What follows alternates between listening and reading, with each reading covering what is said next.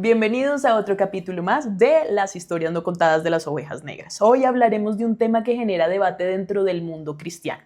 Cómo algunas iglesias pueden pasar de ser espacios de fe y comunidad a estructuras donde existen intereses económicos, manipulación emocional y dinámicas de control.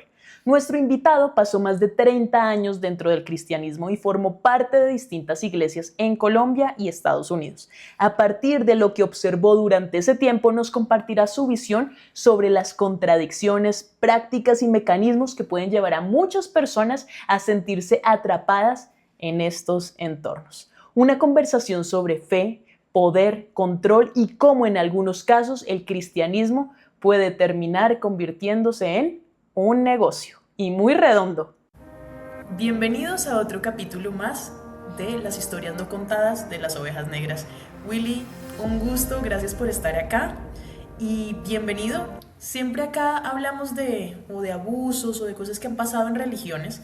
Sé que llevaste muchos años en una religión, pero más allá de eso, pues digamos que quiero que empecemos un poco por saber quién es Willy, qué hace Willy en este momento y de pronto cómo te metiste a la religión y todo esto para conocer mientras empezamos a ya hablar del punto que me dijiste que querías y es esas personas que están en religiones sufriendo pero a la final quieren salir y no saben cómo, de pronto por la culpa y otras cosas. Entonces, bienvenido. Muchas gracias por invitarme y por tener la oportunidad de compartir un poquitico, no tanto mi historia, pero sí el proceso por el cual yo he tenido que pasar o el proceso que he vivido y que sigo viviendo con respecto a mi vida espiritual o religiosa o como se quiera llamar, ¿verdad? No, pues hace muchos años, aproximadamente, increíble, pero casi 30 años que pasando por un momento muy difícil en mi vida, como probablemente el 95% de las personas, terminé en una iglesia cristiana, acepté al Señor y recibí lo que hoy en día reconozco como parte de un proceso que me hizo sentir acogido, amado, parte de, miembro de una familia. Y cuando tú estás pasando por un mal momento, pues eso es súper importante, ¿no? Después de haber vivido situaciones muy difíciles, sentí que alguien me quería, sentí que alguien me apreciaba, sentí que Dios estaba ahí y lo acepté en mi corazón. Y por aquellas cosas de mi personalidad y mi forma de ser, cuando yo identifico algo en lo que yo creo que es importante, me meto de lleno. Y me metí de lleno desde el primer día eh, a todo, a leer la Biblia, a estudiar, a preguntar, a tener inquietudes, a servir, a ayudar, que lo que si se necesitaba ir a detrás de la montaña, yo iba detrás de la montaña, lo que fuera necesario hacer, yo lo hacía. Y cualquier actividad, cualquier evento, cualquier cosa que la iglesia anunciaba, yo era el primero en estar ahí porque sentía que eso era lo que debía hacer. Después de haberme sentido recibido, ¿no? Entonces, digamos que eso no tiene nada de diferente a la historia de miles y millones de personas que llegan a la iglesia. Eso te iba a decir un poco porque, mira que yo creo que no ha habido un solo caso de los que hablemos que no es lo mismo, ¿no? Es en un momento muy difícil para mí, llegué a una religión, me abrieron las puertas porque esto se trata de comunidad, mostraron una cara muy bonita que al Ujú. principio y que uno agradece porque le ayudan a sortear un tema que en su momento es complicado, se vuelve todo alrededor de eso. Y digamos que es algo muy común. Yo no sé si eso es lo que lleva un poco a que sea tan difícil después cuando uno ya se da cuenta de otras cosas de salir, porque uno hace parte de la comunidad, está agradecido porque salió de una, digamos, de alguna situación muy compleja en algún momento, pero de pronto empieza a vivir cosas complejas también dentro de esa religión. Entonces, y fue para saber, acá en Colombia, ¿entraste a esa iglesia o dónde estabas o No, cómo? esa iglesia fue en Estados Unidos, aquí en Estados Unidos. ¿Sí? Ujú. Yo emigré en una época difícil de Colombia, al final de los años 90, de los años 90, una época muy difícil, como todos sabemos. Eh, Pero no, eso fue aquí en Estados Unidos, pero no es diferente, ¿no? De hecho, lo que yo he visto en Colombia, pues es una réplica de lo que se hace en Estados Unidos, ¿no? Allá nos copiamos de todo, sobre todo lo malo, ¿no? Nos lo copiamos de Estados Unidos. Entonces, em, ya después con el tiempo me di cuenta y hoy en día puedo reconocer que ese amor que se recibe el primer día cuando tú estás pasando por una situación difícil forma parte de una estructura y de un proceso de la iglesia para reclutar, para atraer personas e involucrarlas en la iglesia y tener más personas en la iglesia. ¿Sí? Eso forma parte del proceso. Una parte súper importantísima y más en unos momentos te puedo explicar exactamente cómo es que funciona esa parte del proceso en la que prácticamente todos hemos pasado. Eh, Duré muchísimos años, después me cambié de ciudad por una oferta de trabajo, estuve en otra ciudad, llegué a la iglesia a la que me recomendó el pastor en el que yo estaba, ¿sí? Llegué a otra iglesia porque pues yo sentía que debía ir donde el pastor me dijera que debía ir. Fui a donde el pastor me dijo que debía ir, allá estuve también varios años. Igualmente desde el primer día fui y me presenté en una iglesia grande, me presenté al pastor de allá, le dije de dónde venía, mi pastor le había hablado de mí. Eh, entonces también me involucré en esa iglesia por muchos años, los años que estuve en esa ciudad. Después pasaron otros años y me devolví a la ciudad a lo que yo estaba antes, que era Las Vegas. Ya habían pasado cosas en la iglesia original a la que yo había estado. Ya esa iglesia estaba prácticamente cerrada. Terminé yendo a otra iglesia por problemas del pastor, problemas serios que fueron graves. Em, y terminé, bueno, con otro pastor ahí un tiempo. Después me regresé a Colombia y a trabajar con una organización cristiana que ayuda a varias comunidades en diferentes ciudades de Colombia. Una organización de la que yo me enamoré también porque tenía la posibilidad de trabajar. Ya a esas alturas la iglesia tenía una connotación mi deseo más grande era realmente ayudar a la gente. Mi deseo nunca ha sido traer a la gente a la iglesia necesariamente, ¿no? Mi verdadero deseo y mi verdadera pasión es ayudar a la gente. Y esta organización, pues es una organización que trabajaba con comunidades pobres, comunidades viviendo en situaciones de inequidad tremendas en varias ciudades de Colombia. Y eso me llamó muchísimo la atención, terminé trabajando con ellos, pero tenía que ir a una iglesia, ¿no? O sea, es importante ir a una iglesia. En Estados Unidos, antes cuando estabas en la iglesia, ¿trabajabas como tal en algo de las iglesias o trabajabas en algo aparte y servías en las iglesias? ¿Qué tan metido estabas en esa parte de las iglesias? El otro día que yo acepté al Señor empecé a servir en la iglesia. El otro día que yo acepté al Señor fui donde el pastor y le dije, yo acepté al Señor anoche, ¿qué puedo hacer? ¿En qué puedo ayudar? ¿En qué puedo servir? Y nunca paré de servir, jamás, ni un solo día, de una u otra forma. ¿Servicio gratuito como el que es acostumbrado en las iglesias o también Por trabajo supuesto como que tal? gratuito, por supuesto Siempre. que gratuito. Alguna vez de pronto me dieron una ofrenda, seguramente, alguna vez me dieron algo, pero no como ingreso constante o algo así, jamás, jamás de los Ah, ok. jamás, ¿sí? Siempre fue de ¿Sí? servicio. Y cuando Claro. viniste acá a Colombia, sí viniste con esta institución o con esta entidad a Ajá. trabajar como tal, o también era Sí. servicio a No, trabajar. no, no, con ellos sí de trabajar. Y eso fue súper emocionante porque eso me permitía realmente hacer lo que yo quería hacer. Estar en contacto con la comunidad, conocer a la gente, aportar, traer mi experiencia, mis conocimientos, etcétera, para el servicio de la gente que lo necesitaba, ¿cierto? Nunca me he sentido como trayendo gente a la iglesia, nunca he sido muy bueno con eso. Lo he hecho con algunas personas cercanas de pronto o algo así, pero como una cosa fundamental o que yo tengo que salvar al mundo del infierno, nunca ha sido mi llamada. Lo mismo que yo viví, ¿no? Personas cercanas a mí, de la familia o conocidos que estuvieron pasando por momentos difíciles, los invité obviamente a la iglesia, ¿no? Como seguramente también hemos hecho todos, porque también queremos que quisiera que sintieran lo que yo sentí cuando llegué la primera vez, ¿no? Entonces regresé a Colombia y me fui a una de las iglesias más grandes que hay ahí. Fue un choque para mí ver algunas cosas de las que yo pues, no podía entender viniendo de Estados Unidos. ¿Como cuáles, si se puede saber? Como que, ¿cuál fue el shock? En No, una de estas mega iglesias en Colombia, entiendo que... hacer fila para entrar a la iglesia. O sea, eso me parecía y me sigue pareciendo lo más ridículo del mundo. Es mi forma de pensar. Entonces, ir a la iglesia, hacer fila para entrar a la iglesia, hacer fila por 1 hora o 2 horas. Yo sabía que eso tocaba hacer mucha fila.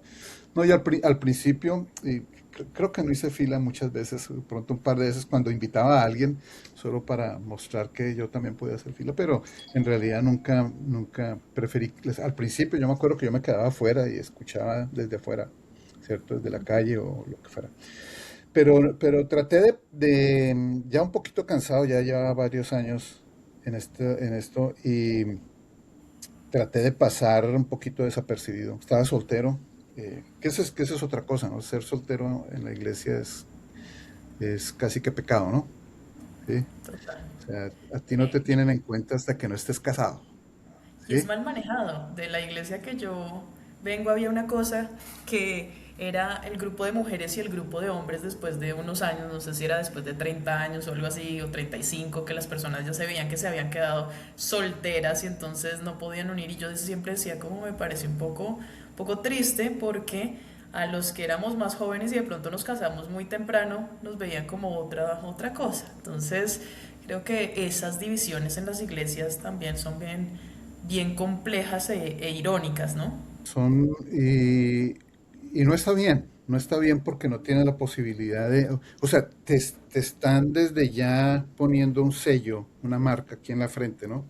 Sí, y entonces, mire, esa mujer va al grupo de divorciadas, qué sé yo, o al grupo de madres solteras, o al grupo de hombres solteros, sí, o sea, estás ya de alguna forma, hay un sesgo en la forma en que te tratan porque digamos que perteneces a un grupo. O sea, pues, digamos que traté de pasar desapercibido, pero es imposible, o sea, por mi personalidad y por todo terminé bien involucrado, me casé, que también fue un lío. eh, me molestó muchísimo mi matrimonio porque tocó el día que ellos quisieron, a la hora que ellos quisieron y con la música que ellos quisieron y yo tenía mis planes. O sea, te lo impusieron. Ella también era de esa iglesia, era de otra iglesia y se casaron en la iglesia donde tú estabas yendo. Sí, entonces con mi esposa teníamos nuestra canción favorita, nuestra canción, la canción nuestra, que era la que queríamos para nuestro matrimonio, pero no fue posible. ¿Sí? Ok. Tocó la música que la iglesia quiso el día que la iglesia quiso, o sea, nosotros nos casamos un jueves, nada Uy, que ver, ¿no? complicado para los invitados y todo y eso lo normalizaron y se tiene que casar este día, ¿cuál empresa? Oh, ¿Sí? sí, sí, sí, o sea, porque tocaba hacer un curso prematrimonial de semanas, ¿sí? Y pasar, o sea, es como un examen, pasar. Y todo eso, todo ese tipo de cosas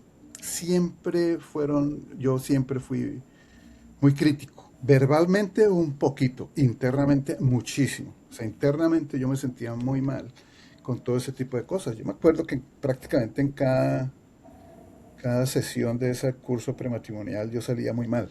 Y la mitad de las veces le decía a mi esposa, la otra mitad ni no le decía. ¿Sí? Pero yo me sentía mal que yo tuviera que pasar un examen para casarme con la mujer con la que yo amo y con la que quería pasar el resto de mi vida. ¿Sí? A nosotros nos gusta con mi esposa hacer juegos de preguntas y en mi familia siempre hacemos preguntas. Y hay una pregunta muy común que es, si pudieras hacer algo diferente, ¿qué harías? Yo les decía, si yo pudiera hacer algo diferente, el día que te conocí me hubiera casado y jamás hubiera hecho 1 año y medio de demora para casarme contigo. ¿Sí? Entonces, entonces no, todo ese tipo de cosas, habían muchas incomodidades como incomodidades de cosas que escuché en las prédicas que yo salía, hubo varias prédicas que yo salía mal, porque yo lo que escuchaba no tenía nada que ver con lo que yo leía en la Biblia, que para mí era como el decálogo de lo que debe ser, ¿sí?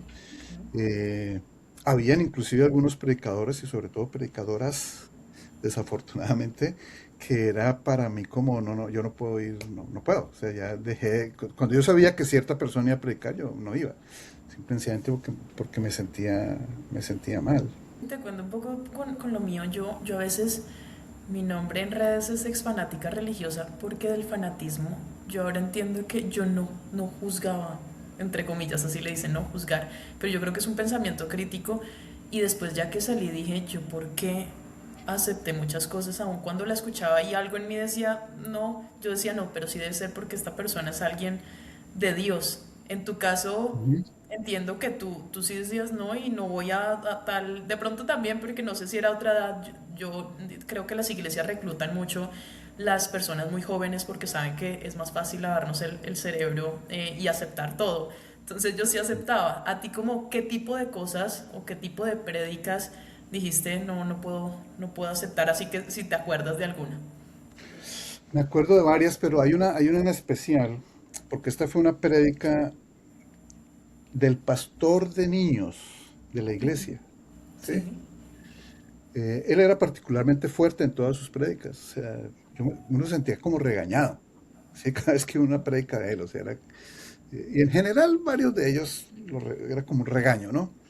Eh, entonces, me acuerdo perfectamente que él acababa de tener bebé, tenía meses el bebé, y él dijo algo así como, eh, puedo ver con mi hijo de meses el pecado original y lo tuve que corregir. Ok. Y para mí eso fue terrible. Una iglesia de, no sé, 10.000, 15.000, 20.000 personas, no tengo ni idea cuántos, son miles de personas, 10 servicios, fin de semana, más televisión, o sea, miles de personas viendo eso, escuchando a un pastor de niños decir que su bebé de meses tuvo que castigarlo porque él reconoció el pecado original. Dime tú, lo primero que pensé yo es cuántas mamás y cuántos papás tienen ahora excusa para lastimar a sus bebés y a sus hijos. Y para mí eso fue una cosa terrible. Para mí fue una cosa terrible. ¿Sí? Lo que tú hablas del pensamiento crítico, que es tan importante, el pensamiento crítico no es permitido. ¿Sí? Porque inmediatamente dicen, oh no, es que usted está juzgando. ¿Sí? Cuando yo eh, hago un comentario crítico de algo, porque no estoy de acuerdo, yo estoy esperando que me den los argumentos necesarios para decir que yo estoy equivocado. Yo no pretendo convencer a la gente de lo que yo pienso, ¿sí? Cuando yo tengo una conversación controversial que me encanta, ¿sí? Lo que estoy esperando es que la otra persona me dé argumentos necesarios para yo decir, oh, wow, este es otro punto de vista que es valioso. Claro. De pronto no estoy de acuerdo, pero es valioso. O de pronto yo estoy equivocado y tengo que aprender de esta persona, ¿verdad? Entonces, hace poco conocí a una persona eh, aquí en Estados Unidos, un japonés, ¿sí? Nos invitaron a cenar, lo conocí, budista, ¿sí? Y empezamos a tener este tipo de conversaciones profundas. Y lo único que hice fue, le dije yo, un momento, espéreme un segundo, ¿sí? Me repite lo que me dijo. Y me lo repitió, yo tomé nota en mi celular, me dijo un par de cosas valiosísimas que yo dije, wow, ¿sí? O sea, yo estoy dispuesto a aprender y a entender. Pero en la iglesia no sucede eso, en la iglesia cristiana o evangélica no sucede eso. Si tú dices algo que está en contra de lo que las personas, los líderes, los pastores están diciendo, primero no se debe hacer y segundo, si se hace, eh, tú estás en rebeldía, ¿sí? Eh, hay una palabra que me dijeron todo el tiempo, ¿no? Eh, que yo era muy orgulloso porque no aceptaba, ¿sí? Y entonces cuando te dicen a ti que eres orgulloso, entonces tienen que trabajar en tu orgullo, ¿sí? Y trabajar en tu orgullo es minimizarte, es hacerte más pequeño, es humillarte, ¿sí? Entonces, y eso se cuenta, trabajar en el orgullo, trabajar en mi humildad, porque depende cómo lo muestres, ¿no? Si no te dicen a ti, estamos trabajando en tu orgullo, vamos a trabajar en tu humildad, ¿cierto? Te falta humildad.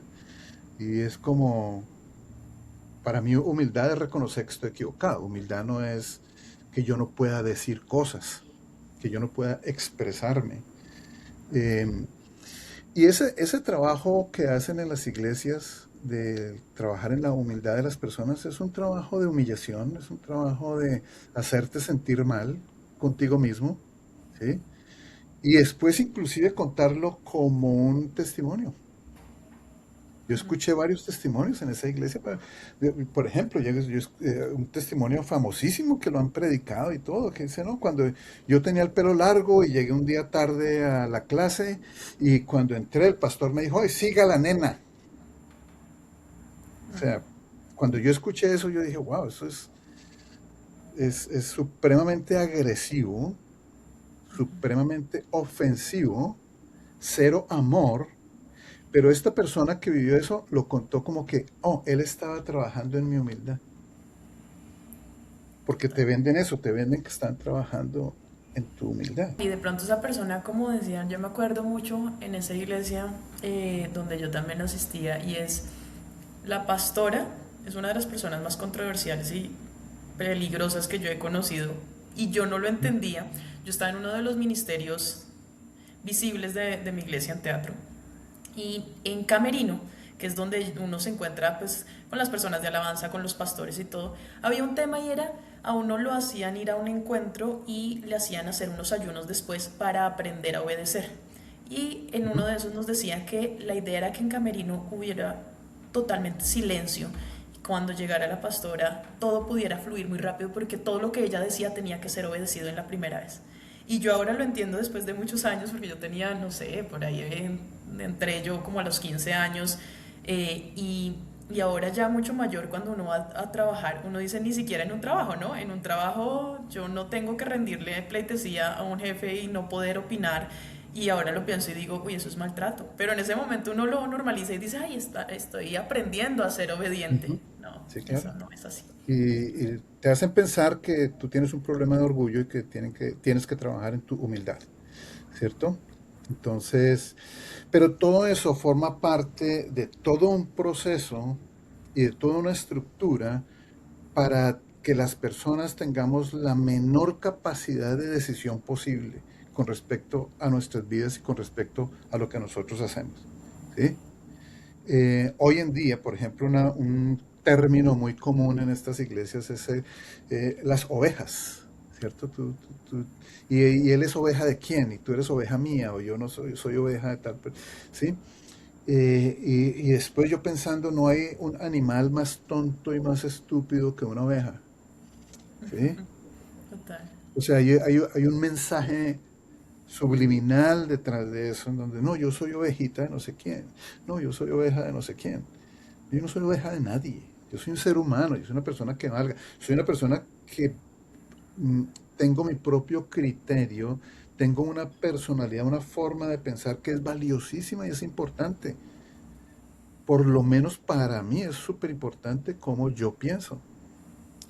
Eh, Muchas de mis cosas como persona, como Willy, yo las perdí en la iglesia evangélica. Me convertí en otra persona. Era una persona que se movía dentro de los estándares de la iglesia, dentro de lo que se debe decir y lo que se debe hacer, entre hacer lo correcto todo el tiempo. Además, porque por mi personalidad y todo, pues siempre terminé en sitios de liderazgo. Entonces era más difícil todavía no hacer lo correcto y lo que tocaba hacer. Ahora yo formaba parte de la estructura, ahora yo formaba parte de la máquina engarazada que funciona perfectamente bien. Yo era uno de los piñones, ¿cierto? Entonces, aunque por dentro habían muchas incomodidades. Y con algunas personas de la iglesia en privado, yo les comentaba, me molestó esto, me incomoda esto, y dice, ay, tú eres muy orgulloso, ¿sí? A ti te falta humildad. Y yo era como, wow, ¿será que me falta humildad? Entonces perdí, para poder acomodarme dentro de toda esa estructura, dentro de esa máquina, ¿sí? Dejé de ser yo, dejé de ser yo. ¿Sí? Y yo creo que eso le pasa a muchas personas. Se convierte uno en un loro, repitiendo y repitiendo y repitiendo todo lo que te dicen. ¿Sí? Después de muchos años, después de mucho tiempo, era lo que yo notaba en las oraciones de esta iglesia, que eran a las 6 de la mañana, martes y jueves, y era repetir lo que la persona que estaba al frente decía, y repita, y repita, y repita, y repita. Hoy en día, hoy en día yo veo eso como un acondicionamiento psicológico fuertísimo. Hace mucho. poco vi un pedazo, hace poco vi un pedazo de una oración de esas del pastor diciendo, rechazamos nuestro pensamiento, rechazamos lo que estamos pensando, ayúdanos a no pensar como, a no tener nuestro pensamiento, ¿sí? No escuchamos las voces de afuera, no escuchamos a nadie, solamente lo que tú dices, Señor, no sé qué. Decía, wow, o sea, Y el uno lo normaliza. acondicionamiento, psicológicamente hablando, ¿sí? Ese tipo de cosas solamente pasa en sectas peligrosísimas, en donde no te permiten escuchar a nadie más y donde te ponen a repetir y repetir y repetir hasta que eso se convierte en tu forma de pensar. Yo les digo iglesias sectas, ¿no? Uno ya identifica ciertas iglesias sectas y me gustó mucho lo que dijiste de las ovejas. Yo por eso llamé a este podcast Las Ovejas Negras, porque siento que cuando empieza a ver el pensamiento crítico y uno empieza a analizar, uno se empieza a volver esa oveja negra y siempre por eso salgo con esta camiseta, con este buzo negro, porque es eso, es los que empezamos a leer, empezamos a razonar y empezamos a tener pensamiento crítico, somos las ovejas negras que la historia normalmente no fue contada porque se mantiene baja. Ese tipo Ujú. de personas no se puede porque es que no, todos los otros tenemos que ser clones en este tema. Entonces sí me gustó mucho eso. Y tú decías ahorita al principio como quiero entrar y mostrar mucho de cómo se comportan las iglesias. Quisiera ir un poquito hacia allá, como esas tendencias que estamos diciendo, psicológicas y todo, que tú pudiste ver siendo tan parte de varias iglesias en Estados Unidos y en Colombia. Pues mira, está ese proceso que yo viví del amor que derraman en ti el día que tú aceptas al Señor, ¿no? Te llevan a un sitio aparte, te dan un café, te dan un regalo, te regalan una Biblia, dos, tres, cuatro personas te abrazan y te dicen que te aman, ¿sí? Que aquí están para lo que tú necesites, en el momento más difícil de tu día, ¿cierto? O sea, en el momento más difícil de tu día, se llama love bombing en inglés, te derraman una cantidad de amor que en ese momento tú estás hambrienta o hambriento y deseoso de alguien que te dé un abrazo, alguien que te trate con cariño, con amor, con respeto, con aprecio. Y eso lo recibes en ese momento, ¿sí? Si yo hubiera ido ese día, no hubiera ido a una iglesia cristiana, pero hubiera ido a un grupo satánico, por decir al otro extremo, y me hubieran abrazado y me hubieran dicho que me hubiera vuelto satánico. Yo estaba pasando por un momento difícil, yo era una persona vulnerable en ese momento. Y las iglesias saben esto. Las iglesias saben que a la iglesia van personas, cuando van por primera vez, van en un estado de vulnerabilidad bien importante, y entonces lo reciben, lo sacan aparte en un cuarto, les dan una serie de regalos, les dicen cosas súper bonitas, ¿cierto? Te hacen la oración de fe que de alguna manera eso desde el punto de vista psicológico te hace comprometer como yo, wow, yo oré, acepté, lo que yo decía, yo acepté al Señor, o sea, mi vida cambia a partir de hoy, ¿sí? Y no es verdad. Yo sigo con los mismos problemas, ¿cierto? Pero el manejo psicológico y emocional en ese momento es súper importante porque tú sientes que al fin alguien te quiere, que al fin alguien te entiende. Pero no es verdad. Yo vi muchos casos, por ejemplo, la frase esta de que aquí la iglesia es para todo el mundo, que aquí se recibe a todo el mundo, ¿sí? Con los brazos abiertos, o de que la iglesia es el hospital de la gente, o algo así. Yo vi muchas personas, por ejemplo, gays, ¿sí? Personas homosexuales de orientaciones sexuales diferentes que fueron aceptadas con abrazos. O sea, yo estuve ahí, yo formé parte de las personas que dio abrazos, ¿sí? Pero si después de 3 meses esa persona seguía siendo gay, ya no, ya no había el mismo amor, ¿sí? Sí.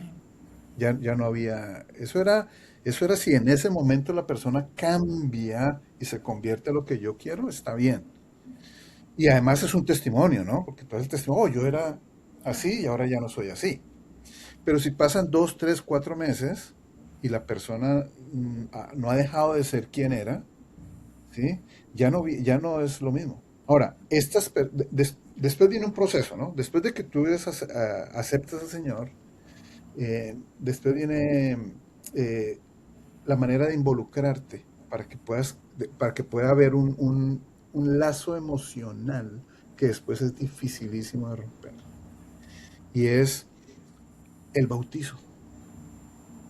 Entonces tienes que bautizarte, o tienes que ir a un encuentro, o tienes que empezar a ir a un grupo. Sí, en el grupo pues ya es más cercana la cosa, ya todo el mundo tiene tu teléfono, ya te escriben, te llaman todas las semanas, entonces se desarrolla un vínculo, un lazo emocional que después es dificilísimo de romper, pero no es suficiente con ir a grupo. Tú tienes que ir a un encuentro, porque si no estás mal, tienes que ir a un encuentro a limpiarte, a quitarte un pocotón de cosas. Vas al encuentro, hay un manejo emocional en el encuentro violento, tú sientes que saliste del encuentro muchísimo mejor, das testimonio de que estuviste ahí, ¿cierto? Y entonces tienes que bautizarte, que es el siguiente paso. O sea, el lazo emocional se vuelve cada vez más fuerte, ¿no? Porque ahora ya pertenezco a un grupo, ya fui a encuentro y ya me bauticé. Pero eso no es suficiente, porque tú tienes que servir, tienes que dar, porque ahora has recibido muchísimo. Entonces ahora tienes que dar, entonces tienes que servir. Entonces tú quieres servir, obviamente, porque todo eso te lo han metido, tú quieres dar de lo que has recibido y lo que sea, ¿cierto? Entonces empiezas a servir. Todo eso forma parte de un proceso. En toda esa parte del proceso te han enseñado a diezmar sin que tú te des cuenta que ya estás diezmando, que es lo importante. Porque al final de cuentas las iglesias son corporaciones. Y al final de cuentas es dinero. No hay nada diferente a eso. Es dinero. ¿Sí? Y después de eso, personas como yo, que entonces debemos ser líderes, porque es que usted te voy a decir lo que decía la pastora señora esta, tiene factor wow. Entonces, como tienes factor wow, tienes que ser líder. Entonces te metes en otra cosa y el lazo se vuelve más. Y entonces ya no, ya tienes un grupo de amigos diferentes, porque tienes un grupo de amigos que son todos líderes como tú. Pertenecemos a una clase social dentro de la iglesia un poquitico mejor, ¿verdad? Y después de ser líder, entonces te puedes volver un coordinador o líder de líderes. Y entonces entras a otro grupo social, ¿sí? Nunca vas a poder llegar al grupo social máximo que es la familia, ¿no? A ese nunca vas a poder llegar, ¿sí? Ese es el nivel más alto, pero ya no alcanzas a llegar. Entonces, todo eso empieza a crear ese lazo del que yo hablo que hace dificilísimo. Por dentro las cosas no están bien, pero, pero el lazo es demasiado fuerte de romper.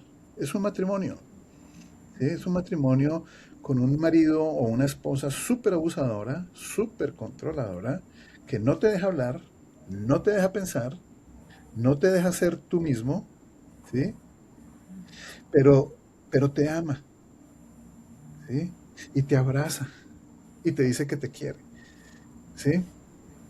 Entonces, es, ¿cuántas personas no se pueden divorciar porque el lazo emocional es muy fuerte? ¿Sí? Hay abuso, hay maltrato, pero de todas maneras no me puedo divorciar. Es exactamente lo mismo con la iglesia. El lazo emocional es tan fuerte que es dificilísimo romper.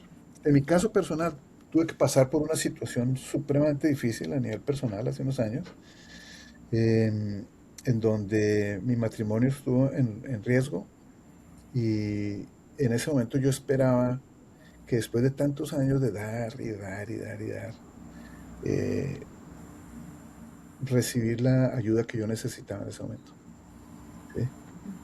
Y no la recibí. Y yo creo que en el fondo yo quería que eso pasara para poder tomar el paso que tomé, ¿cierto?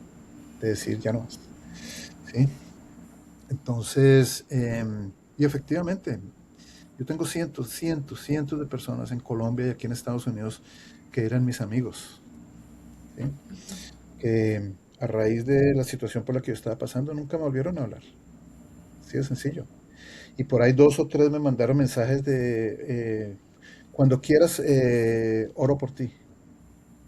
Sin saber ni siquiera, jamás me preguntaron, oye, ¿cuál es el problema? ¿Qué es lo que tú tienes? ¿Por qué estás pasando? ¿Sí? ¿Cómo te puedo ayudar? Nadie me preguntó, oye, ¿tienes comida en tu nevera? ¿Necesitas algo? Nadie, absolutamente nadie, después de casi 30 años de estar en la iglesia angélica. ¿Sí? Nadie me preguntó qué necesitas, en qué te puedo ayudar, cómo te puedo ayudar. Un par de veces que hablé inclusive con un pastor, le dije, yo necesito ayuda, yo pedí ayuda, yo dije, yo necesito ayuda, ¿sí? Y él me dijo, ok, Willy, la ayuda es esta y esta y esta. Dije, no, pero a mí no me sirve. Yo sé que eso no me va a servir. Me dijo, ¿es eso o es nada? Yo le dije, ok, entonces es nada. Híjole. La ayuda tenía que ser, como él decía, que era meterme por allá en un encuentro de 3 meses, en un sabático de 3 meses, en una finca por allá metido, orando todos los días y leyendo la Biblia todos los días. Y eso no era lo que iba a salvar mi vida y mi matrimonio y a mí mismo, ¿cierto? Yo necesitaba tener un encuentro conmigo, ¿sí? Y a raíz de esa situación, yo tuve la oportunidad de seguir lo que siempre había querido hacer. Mira, cuando yo todavía estaba en la iglesia, muchas de las cosas que me criticaban o que yo también empecé a criticar, es porque precisamente por mi inquietud, yo empecé a leer la Biblia en hebreo y empecé a leer la Biblia en su originalidad. No solamente leer la Biblia originalmente, en su idioma original, sino a estudiar de dónde viene la Biblia. Realmente quién era este tal Pablo, quién era este tal Mateo, cuándo lo escribieron y cómo lo escribieron, cuál era la situación política del mundo en ese momento, para qué fue utilizada, cuándo empezó, después cuándo se utilizó, después cómo fue que llegó a lo que llegamos ahorita. La Biblia en español es la Reina Valera, pero esa Reina Valera es una traducción básica, Total. cien Y por la gente ciento de cree que es verdad. Yo la gente quisiera que es verdad. como dividir este tema porque se va que vas a empezar en algo y es, yo tuve la oportunidad también de hablar con personas que salen de la iglesia y mira que tú hablas algo muy interesante y es, yo siento que la iglesia cristiana o muchas de las iglesias no tienen profundidad, tienen es puros cursos y puros encuentros, como tú estabas diciendo, que hacen que uno pertenezca ahí. Pero tengo muchas personas que dicen lo mismo. Hace poco también una persona que llevaba 25 años en la iglesia me dice, yo me desesperé y me separé. ¿Y tú crees que después de 25 años de servicio, algo así como lo que tú estás diciendo, alguien dijo algo o las personas que eran mis amigas hicieron algo? O sea, esa falta de todo eso que tú decías al principio de te recibimos con todo el amor, a medida que pasa el proceso se pierde, porque es que es un proceso. Si ya te tienen el proceso, si ya 10 más, ya no te necesitan. Y a la Ujú. final había otra persona también que le dije, pero me decía, por ejemplo, en mi caso, es que quiero volver a la iglesia porque es que siento como, no sé qué es lo que hace que necesite volver a la iglesia. Entonces yo le decía, pero ¿por qué? O sea, es que allá yo sabía que yo tenía que ir a oración los martes, que tenía que leer la Biblia, o sea, todo lo que me habló fue proceso. Yo le dije, lo que tú estás es inundada de creer que tú tienes una relación con Dios porque haces esas cosas. Para ti, como que Dios se volvió un proceso. Y mira que a la final lo que te dicen a ti es, venga, vaya a otro proceso y eso lo ayuda. Entonces, Ujú.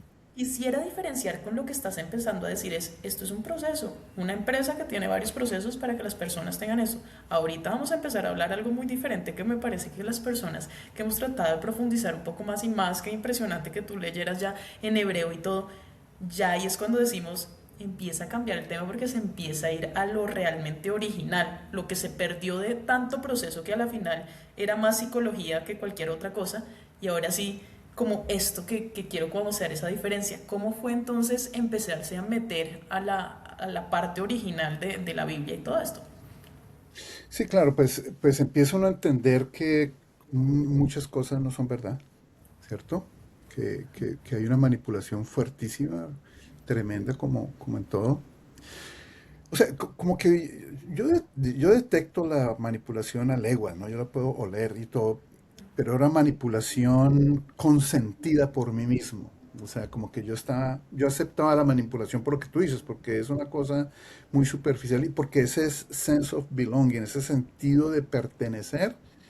Nadie quiere salir de la iglesia. ¿Cómo va a salir de la iglesia? Allá donde tengo mis amigos, allá me reúno yo los martes por la mañana, los jueves por la mañana, los domingos, allá sirvo los miércoles, allá tengo mis clases de teología que además toca pagar, ¿cierto? O sea, ¿cómo me voy a desconectar de esa red tan tremendamente fuerte? Entonces es difícil para la gente salirse de ahí, ¿sí? Es supremamente difícil. Cuando tú empiezas a entender y cuando tú empiezas a estudiar, por eso esas clases de teología son peligrosísimas, Porque esas clases de teología lo que te están diciendo es no estudies por tu cuenta, ven, te explico qué es lo que tú tienes que aprender. ¿Sí? Entonces hay clases de Antiguo Testamento. No son clases de Antiguo Testamento, porque si fueran clases de Antiguo Testamento empezarían a leerlo en el hebreo. No, son clases de lo que ellos quieren que tú pienses que dice el Antiguo Testamento. ¿Sí? Para seguir. Y lo peor de todo es que tú pagas por esas clases. Yo pagué por esas clases. Entonces, es increíble. Es una máquina. La iglesia es una corporación, es una máquina de hacer dinero. Muchísimo, muchísimo, muchísimo, muchísimo dinero. Cuando tú tienes 1.000 o 2.000 voluntarios, o sea, gente que te mueve toda la iglesia gratis, absolutamente gratis. Oh, que te dan un juguito y una, oh, pues, hombre, ¿en serio? Te dan un juguito y una empanada, ¿sí? Y al final del año en una reunión te dan un libro bonito o te llevan a un parque. Y todo el mundo feliz, ¡ay, tan linda la iglesia! Porque sí, agradecimiento a nuestros servidores. Agradecimiento a nuestros servidores son miles de millones de, no de pesos, de dólares, si tú quieres, en Colombia o en Estados Unidos. Cuando tú tienes 1.000 servidores que trabajan un día, ¿cuánto vale un día de una persona? Se vale muchísimo, muchísimo dinero. Y ahora que Entonces, estamos en este tema horrible de elecciones, donde Colombia, por ejemplo, está dividido y los países se dividen en esto, uno también agrega el tema de y cómo se meten en política para ni siquiera pagar impuestos, ¿no? Porque son unas obvio. empresas Claro. sin ánimo de lucro, se supone, pero entonces tienen toda una máquina de servidores gratis de todo esto Claro. que estamos diciendo de procesos que cobran y tras del hecho, como están metidos en política, a las iglesias no se les debe cobrar impuestos. Entonces uno termina diciendo, es en serio un muy buen negocio. Y entonces se unen al candidato que les va a proteger el no pago de impuestos. ¿Sí? ¿Cuál es el negocio? ¿Sí? Yo le pongo todos estos feligreses a que voten por usted, pero usted me asegura de que no es hablado tácitamente, ¿sí? Pero así es como funciona. Entonces mantenemos el estatus de no pagar impuestos, ¿sí? Y yo tengo aquí un pocotón de gente que va a votar por usted, ¿no? Y empiezan a mover las fibras sensibles de la gente. Empiezan a mover lo que le han estado enseñando en todas esas clases de teología, en todos esos encuentros, en todas esas prédicas, en todas esas oraciones, ¿sí? Le hacen pensar a la gente que el que piensa diferente es del diablo, ¿sí? Que es que quieren acabar, que la persecución de la iglesia no es perseguida, es una mentira gigantesca. La iglesia no es perseguida. Hace siglos que la iglesia no es perseguida. Cualquier persona abre una iglesia en un garaje o no. Entonces, ¿por qué a cuento de qué es perseguida? Ellos llaman perseguida cuando alguien dice o alguien habla de una manera diferente. Probablemente si alguien de la iglesia escucha este podcast o lo ve, va a decir que yo estoy siendo un instrumento del diablo, porque probablemente eso es lo que van a decir y que tú también eres un instrumento de Satanás, ¿cierto? Y porque esas son las frases comunes que usan y esas son las cosas comunes que ellos usan para manipular a las personas que todavía están ahí. Yo Y estoy es que seguro. ni las estadísticas les cuadran. Yo ahorita que cero de religión en países latinoamericanos, por ejemplo en Colombia, yo creo que más, no creo, lo estuve mirando en algún momento, más del 95% de la población dice ser cristiano o católica. Ni siquiera de otra religión, porque somos muy cerrados en esto, sobre todo catolicismo en Colombia. Eh, Más bien los que somos, digamos que no seguimos una religión, somos muy poquitos y por eso esto no se habla y cuando se habla hay ataque de todo lado que yo a la final creo que nosotros que hemos pasado tanto tiempo ya nos da igual porque sabemos que son personas solamente que están repitiendo cosas y que también entendimos porque estuvimos en algún momento avalando ese tipo de cosas, pero sí, cero. Por ejemplo, solamente, bueno, de pronto en África en este momento están pasando algunas cosas y hay algunos territorios específicos donde es, pero hacérselos sufridos a la iglesia antigua, donde en serio sí atacaban y donde era otra cosa, eso hace muchos años no pasa. Sí, eso no es verdad, pero vende el sentirse perseguido, ¿no? El miedo. El miedo, exactamente. El miedo de sentirse perseguido y lo utilizan para sus fines políticos también, ¿no? Obviamente. Entonces, la manipulación y toda esa estructura. Cuando tú estás en el bosque, no lo ves, Ujú. ¿cierto? De pronto, en mi caso personal, muchas cosas no me gustaban, pero igual estaba metido ahí en el bosque, ¿cierto? Pero ya después, cuando tú empiezas a estudiar, yo tuve que hacer terapia. A mí esto me costó años, y a mi esposa y a mí nos costó años, a mi familia, a mis hijos, nos costó años quitarnos esa vínculo emocional. Nos costó terapia, nos costó dinero, llorar. O sea, suena como fácil lo que yo digo, pero el proceso fue supremamente difícil, doloroso. Sentirme solo, absolutamente solo, después de tener cientos de personas que decían que eran mis amigos, que me adulaban y que me decían cosas muy, Willy, tú eres esto, tú eres aquello, tú eres lo máximo, tú eres no sé qué. Pero en el momento en que yo pienso diferente, inmediatamente voltearon la espalda y nunca más, cero. Nos hemos sentido como familia, y yo particularmente, como si tuviéramos lepra, como si tuviéramos una enfermedad contagiosa, ¿cierto? Y eso es doloroso, pero al mismo tiempo eso nos ayudó a entender que estábamos en el sitio equivocado, que lo que nosotros teníamos adentro era verdad. Cuando yo te hablé de que yo perdí mi esencia y empecé a comportarme de acuerdo a lo que esta poder psicológico, emocional, de transformación de la gente, hace que tú no seas original, se hace que tú no seas original. O sea, yo me puedo sentar con 10 personas de la misión carismática o con 10 personas de su presencia, ¿sí? Y hablamos el mismo idioma. Nos entendemos perfectamente. No hay absolutamente ningún punto en donde no estemos de acuerdo. Hasta nos sentamos para estar de acuerdo en cómo Willy ahora es un instrumento del diablo, porque todos pueden sentarse y decir, mire, a dónde fue a parar ese señor, ¿sí? Y se arrastró a toda la familia, porque pensarán que yo me arrastré a toda la familia, ¿verdad? ¿Sí? Yo quiero Entonces, preguntarte eso porque me impresiona ahí. Pues yo, que soy hija, llevé a mis papás y a mis hermanos y a varios, y lo lamento, no mentiras, son cosas que pasan, pero realmente uno sí a la final termina, todavía yo tengo a una de las hermanas que sirve en la iglesia, respeto el tema, pero obviamente sé que no está, no es bien, es algo no pago y donde efectivamente se pierde tiempo.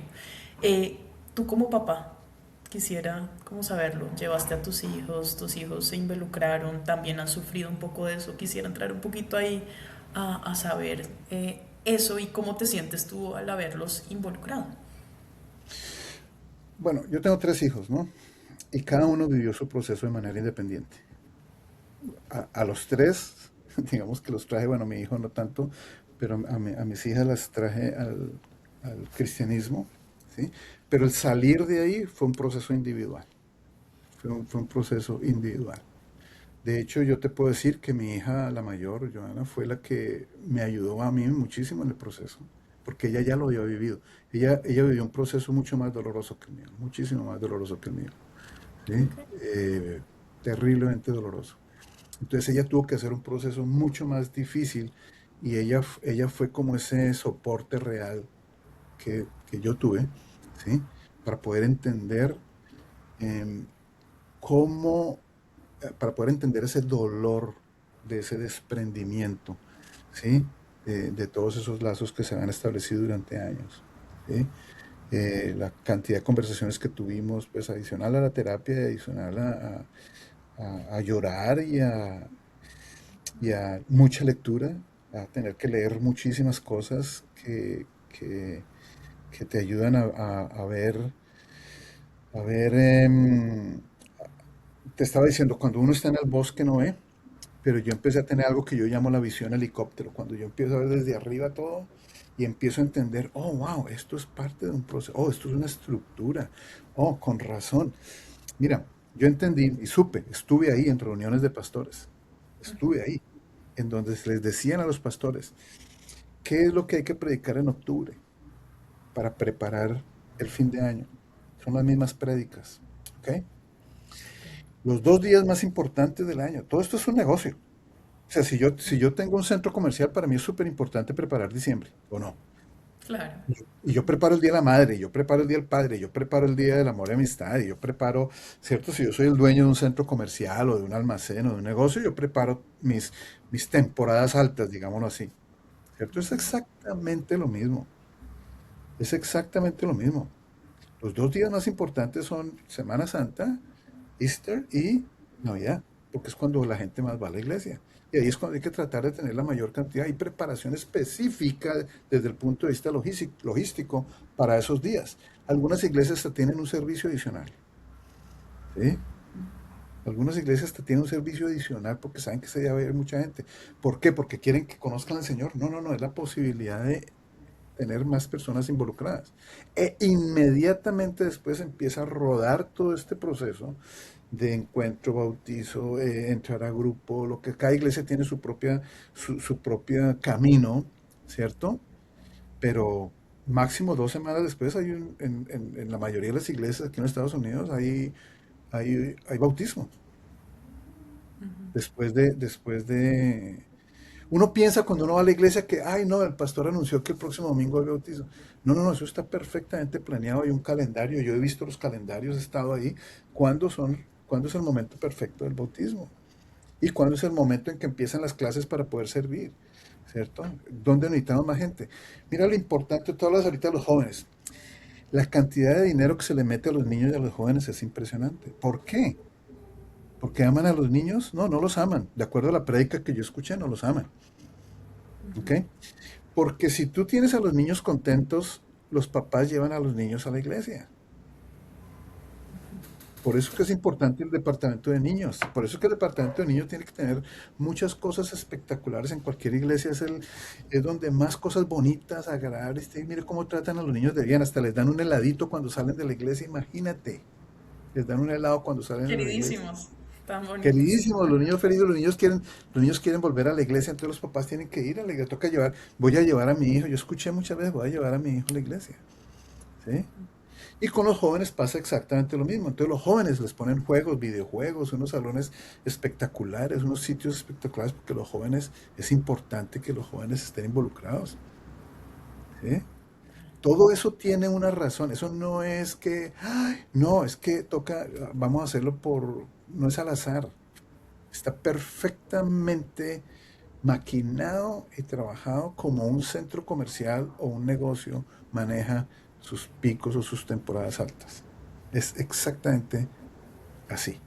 Si tú te subes a un avión, yo me subí al avión con mis hijas cuando estaban pequeñas o ahora con mis nietos me subo a un avión y a mis nietos les dan una cosita para pintar y para dibujar y a mi nieto lo sentaron en la cabina del piloto y se tomó una foto con el piloto allá adentro y todo, porque es un niño, él va a montar en esa aerolínea toda su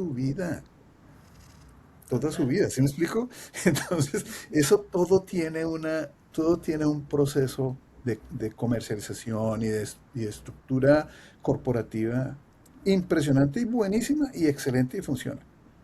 La gente vive maravillada de cómo Dios bendice a una iglesia y por eso pudieron comprarse otro edificio y por eso pudieron comprarse 20 casas o por eso pudieron abrir otra iglesia en otro lado.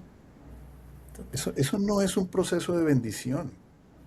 Es un trabajo financiero en donde entran millones de millones de millones de pesos y de dólares, ¿cierto? Que te permiten a ti comprar y comprar y comprar y hacer negocios, ¿sí? Total.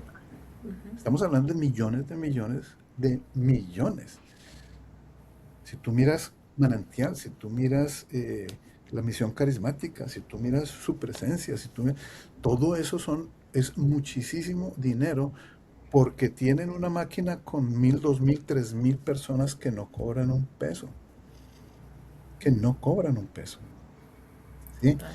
Entonces imagínate tú tener un negocio, imagínate tú tener una aerolínea o tú tener un centro comercial y que ninguno de los empleados cobre. Pues haces muchísimo dinero. No, Y y fuera de eso, las utilidades no pagas impuestos, ¿no? no pagas impuestos y no solamente eso, o sea, es una cosa que a mí me parecía de las personas más terribles de la iglesia donde yo salí, yo siendo también financiera, era el financiero de la iglesia. Es impresionante porque la mamá del financiero es la que hizo toda esta parte de los encuentros y todo lo del el estudio que tú haces y la formación. Y la persona financiera tiene muy claro lo que necesita y también qué sueldos necesita pagar, porque es que no solamente es los Ujú. que no trabajan o no cobran, que son los del servicio, sino los pésimos salarios de los que no están en la familia obviamente pastoral, porque ellos obviamente tienen Claro. que recibir otro salario, en otros ministerios que de pronto necesitan esas personas, los pastores, las pastoras, y no solo eso, sino incluyele a unos pésimos salarios de muchas personas que obviamente salieron a decir, oiga, yo trabajaba no sé cuántas horas al mes, mucho más excedido de lo que normalmente está por ley, y tras del hecho, con un mal salario y diezmaba. Entonces quítale el 10%, que acá en Colombia es el 16% lo que uno aporta a pensión, quítale el 10% y ten cuál pensión lo de ellos. O sea, más allá, eso es un negocio único y el financiero, uno sabiendo esa parte ahora lo entiende mucho, tras del hecho de las peores formaciones que yo tuve y de lo que uno dice, cómo yo siendo financiera caí en eso, era cuando decían, y tú no diezmas sobre lo que te quede después de retención y de parafiscales, tú No, es bruto. diezmas sobre el neto, o sea, sobre todo lo que te dan, ahí es lo que tú diezmas. Terrible. Ujú. Y no solamente eso, varias cosas. Primero, tenías que, además de trabajar, tenías que servir, ¿ok? Porque También. además tenías que servir. Pero adicionalmente a eso, era un orgullo, o es un orgullo, para algunas de las personas trabajar para la iglesia. O sea, es un orgullo recibir un sueldo malo, que te quitan el 10% del bruto y fuera de eso tienes que servir, ¿sí? Eres de una clase social todavía mejor que el resto de los feligreses. Oh, pero, ojo, el pastor, la esposa del pastor, los hijos del pastor, los esposos y las esposas de los hijos del pastor, la mamá del pastor, la hermana del pastor, el esposo de la hermana del pastor, los sobrinos, todos ellos ganan sueldo, todos ellos ganan dinero y todos ellos están bien, ¿sí? Todos ellos están bien. Entonces, el, el, eh, es una corporación muchísimo mejor que cualquier corporación secular, porque sus costos, sus gastos son muchísimo más bajos. ¿Sí? Es un gran negocio. Yo quiero saber, Willy, ¿hace cuánto no estás ya en este, yo lo llamo sistema religioso? Y muchas... Llevo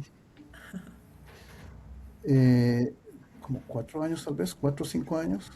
Pero hay una parte importante que te quería decir, volviendo al tema este de que yo me convertí en otra persona y perdí mi esencia. ¿Sí? Este proceso de salir y este proceso de terapia, de llorar, de leer, de estudiar, de conocer, volverme a conocer a mí mismo de una manera diferente, fue lo que logré entender que yo durante todos estos 20 y pico de años, casi 30 años, em, me traicioné a mí mismo. Yo traicioné mi esencia. Dejé de ser quien yo era. Dejé de ser quien yo originalmente, con mis errores, con mis traumas de infancia, con todo lo que tú quieras que todos tenemos. Pero mi esencia, como yo, como Willy, yo la perdí.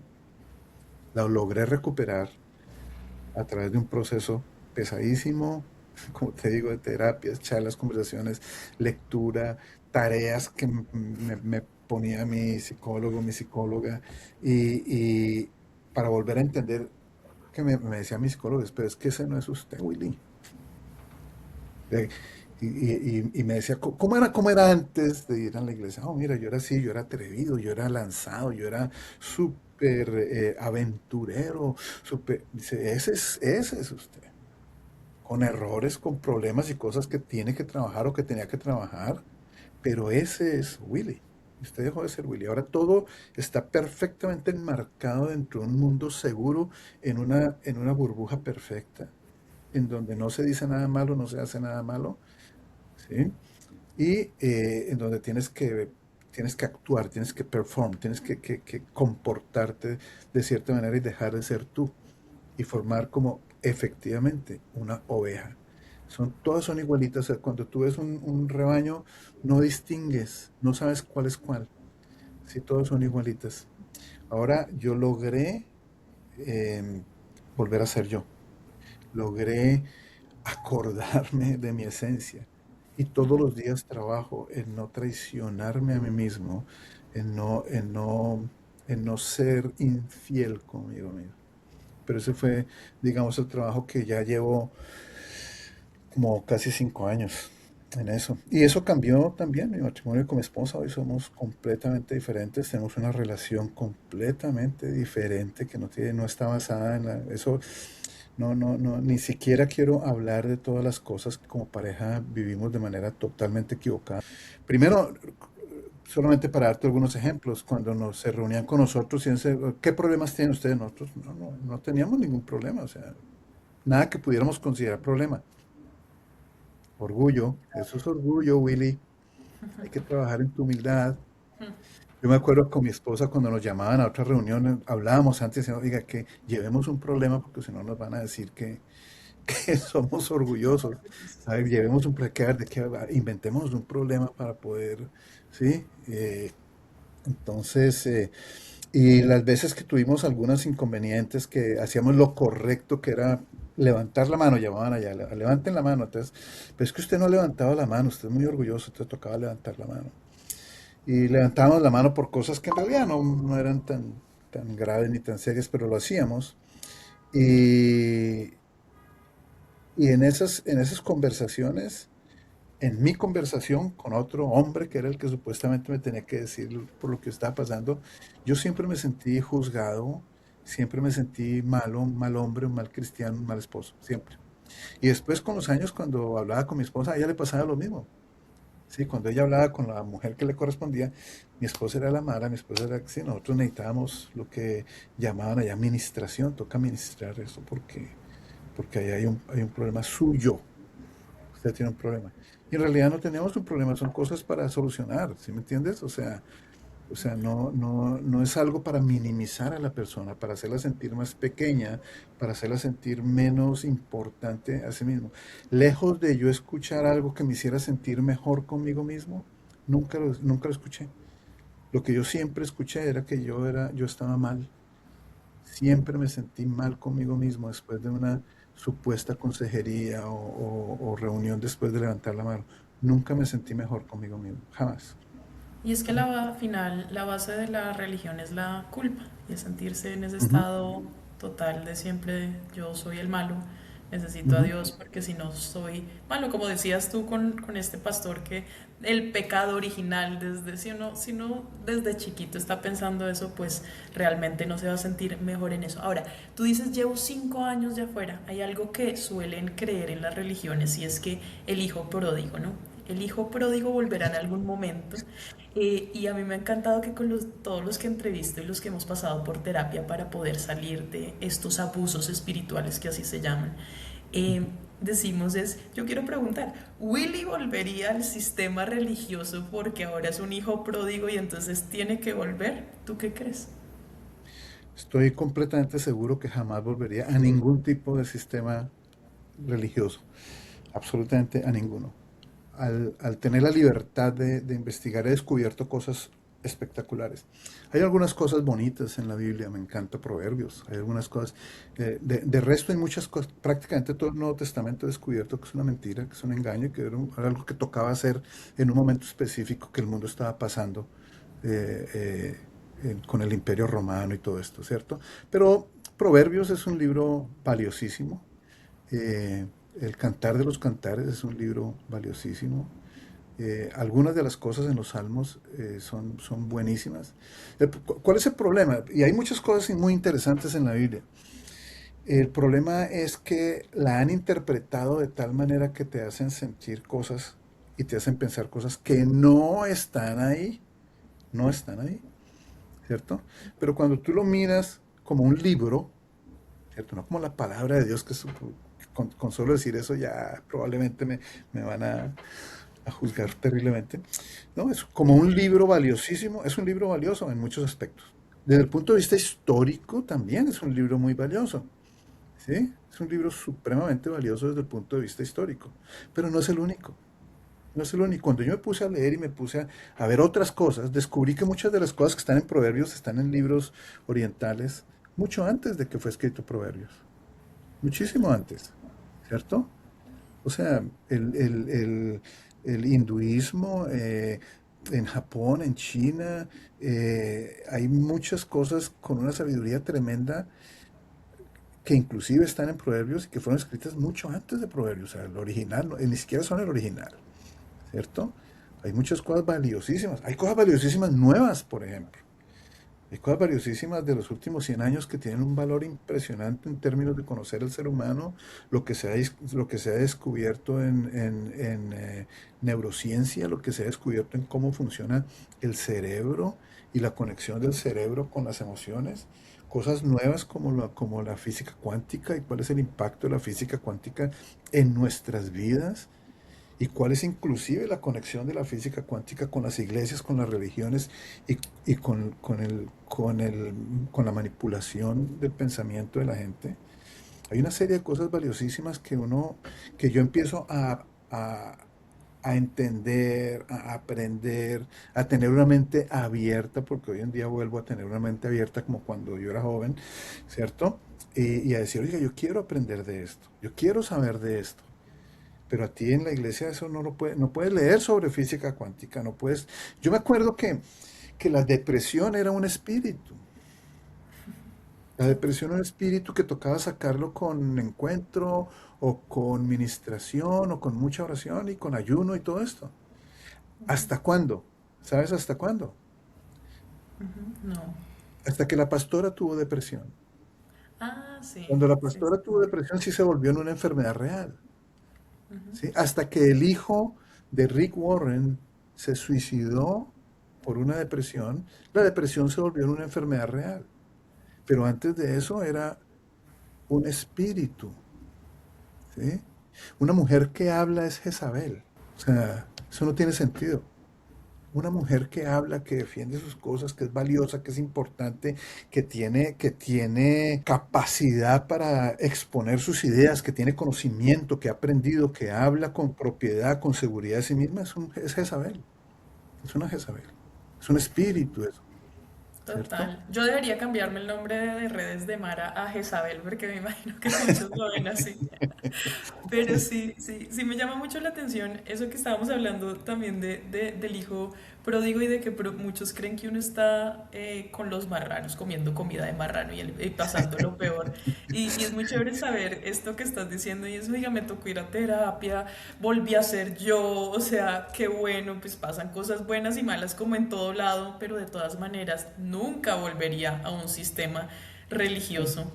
Y me parece muy interesante que lo digas y mira todo lo que estás diciendo también, que uno nota cuando sale y dice, yo, ¿por qué tendría que volver a aceptar todo ese tipo de cosas y de No, ignorancia en muchas cosas, ¿no?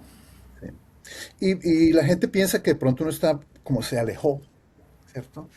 Ese es un concepto que a mí me encanta cuando dicen "Es que usted se alejó de Dios". Yo no me puedo alejar de Dios, porque se supone que Dios está en todo lado, entonces ¿cómo hago para alejarme? O sea, desde el punto Total. de vista de conversaciones como, a ver, explíqueme cómo hago para alejarme de alguien que está en todas partes. O sea, eso es mentira. Literal. ¿Sí? Pero bueno, el punto de la gente piensa que porque me alejé de Dios o porque nos alejamos de Dios, estamos mal. Yo tengo unos amigos que pasamos una situación difícil en familia, como todas las familias, todos pasamos por situaciones difíciles. Y me dijo, ve, eso les pasa por haberse ido de la iglesia. En ese momento mi relación con esa persona cambió, ¿sí? Porque Total. los consideraba mis hermanos del alma, pero se atrevió a decirme eso que me pareció súperamente agresivo, ¿cierto? No, nosotros no estamos mal, nosotros estamos felices, nosotros estamos en paz, nosotros estamos tranquilos y enfrentando cada situación difícil de la vida con claridad, con objetividad, ¿sí? Asumiendo las responsabilidades de nuestros actos, sin echarle la culpa ni a Dios ni al diablo, porque esa es otra. Todo lo bueno que te pasa a ti fue Dios y todo lo malo que te pasa eres tú o el diablo, ¿sí? No, no, no, lo bueno que me pasa a mí es porque yo trabajé, yo lo hice, ¿sí? Yo me esforcé, yo estudié, yo aprendí, tomé decisiones en mi vida y pasaron cosas buenas. Y también yo asumo la responsabilidad de las decisiones equivocadas, de las veces que he cometido errores y he tenido que asumir las consecuencias de mis errores. No es el diablo, fui yo, Total. ¿cierto? Pero lo otro tampoco fue Dios, fui yo, ¿sí? Gracias a mi trabajo puedo tener, no sé, un carro, por decir algo, ¿sí? Es porque trabajo y porque cumplo con mis deberes, soy un buen trabajador, manejo bien mis finanzas y tengo la posibilidad de tener ciertas cosas, sea lo que sea, ¿sí? No es porque Dios me bendijo. Yo en eso no vuelvo a creer. Entonces es muy difícil que este hijo pródigo vuelva al redil, ¿cierto? Vuelva a meterse en una estructura de manipulación mental y emocional, porque además me produce PTSD, me produce una cosa psicológica y mental de donde yo digo, oh my goodness, cuando yo hablo con alguien y me dice, no, es que eh, eh, tú no puedes hablar mal de los pastores, por ejemplo. Yo sí puedo hablar mal de los pastores. Yo puedo hablar mal de mi familia. Yo puedo hablar mal de quien a mí se me dé la gana.